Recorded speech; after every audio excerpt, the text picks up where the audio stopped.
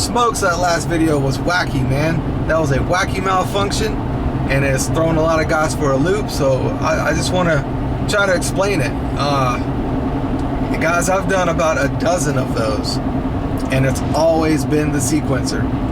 So I know it's throws you for a loop. It threw me for a loop. The first time I saw it, I'm like, why is the outdoor unit running? And why is it on heat and the thermostat's off and everything's running? I don't know. I can't even explain it. It's so crazy.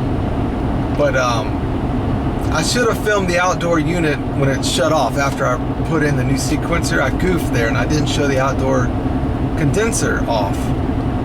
But I put the camera up by the indoor fan, the air handler fan, to show it turning off, and you can't hear refrigerant moving through the coil. I got it right there close.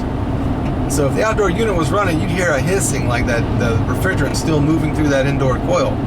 But you can't, so that just says right there that the outdoor unit was off as well. A lot of guys were like, oh, no, it's not a sequencer, you got other issues. The outdoor unit's running. Guys, it's the sequencer, I promise you. And it's a baffling malfunction, man, and I can't explain it. I don't know, it's like the whole thing, the whole system just goes out of whack. Heat's on, outdoor units running, won't shut off, thermostat's off, set to auto, everything's running.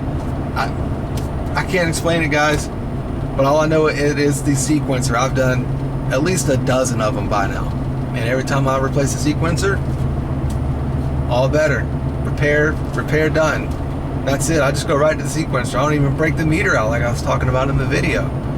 And I followed up with the guy the next day, checked on it, everything was cool. The guy said, man, everything's fine, it's cooling. The outdoor unit was off, the indoor unit was off at the time. It, cooled down to the temperature he had it set at.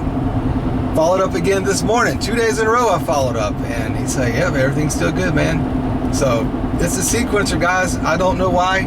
It's crazy.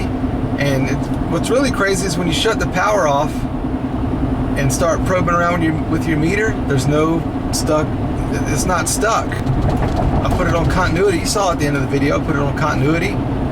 The switches weren't stuck together. They were open. The only thing, kind of goofy was the low ohms on the bottom. Usually I get 62 to 65 ohms on newer ones. And the bad one I had was 45. So that's the only goofy thing I see was the low ohms on the low voltage side, the low one on the copper underneath.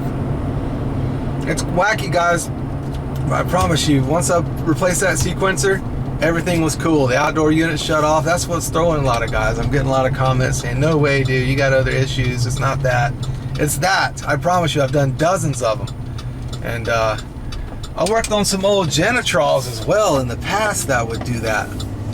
In the mid 2000s, like 2005ish, I worked with some old Genetrals, and like the outdoor unit would be running, and then the indoor unit wouldn't be running, and it would freeze it up. And then and some of them would be vice versa. The indoor unit would be running, and the outdoor unit wouldn't be running, and it'd be the sequencer. I mean, it's just the crazy things you see sometimes. So, guys, I just wanted to explain myself. I know it's crazy. I can't even explain it. And if I get to probing around on it, it shows good when I shut the power off and probe around on it. So there's nothing to explain. It's just crazy. All I know is the symptoms. If you ever see that out in the field, you'll know from that video. Replace the sequencer, and everything will be fine. So, all right, I just wanted to explain myself, and I'll see you on the next one. Later.